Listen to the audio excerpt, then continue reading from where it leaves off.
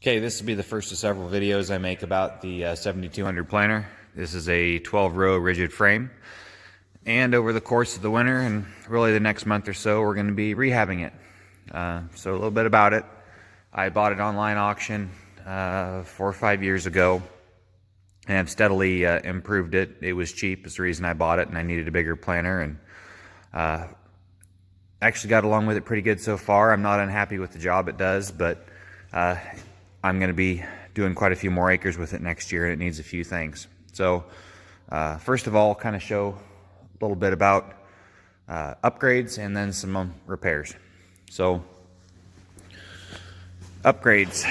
The big thing that's happening with this planter this winter is it is going to get true count clutches. I've got a precision planting row flow module I'm going to put on it, and I'm going to run it with the 2020 seed sense out of the cab. So I'll talk more about the precision stuff when we get into it. Parallel arms, upper were brand new last year, lower I had rebuilt by a machine shop last year.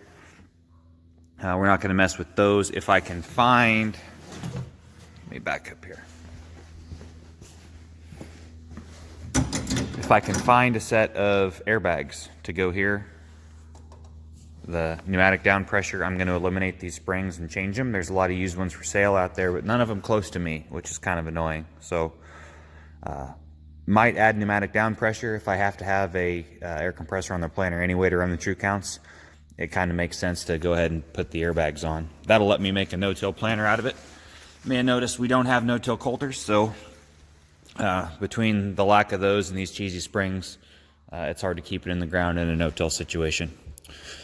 Next thing we'll be doing, again, looking for them on the internet, but the closing wheels. I've never been happy with the closing assembly on this planter.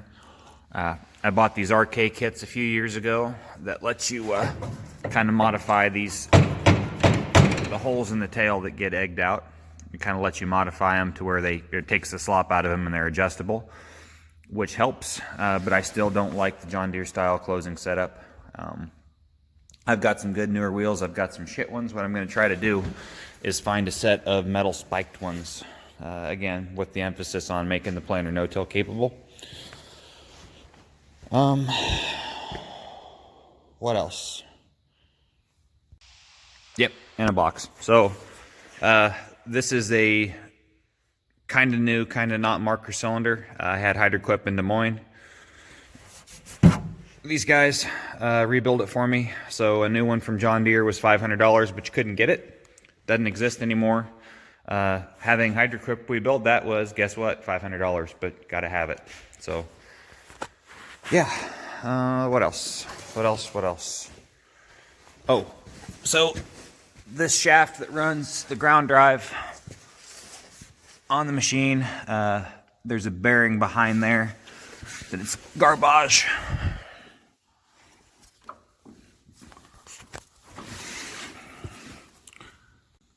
Here it is. Junk. You can't see it and I can't move it because it's pretty tight. That'll be the first video I do. We're going to take the ear hammer and shove that bastard out of there and put a new one on.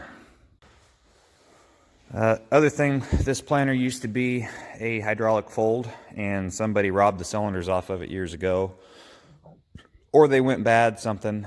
So there's some hoses out here that don't need to be here.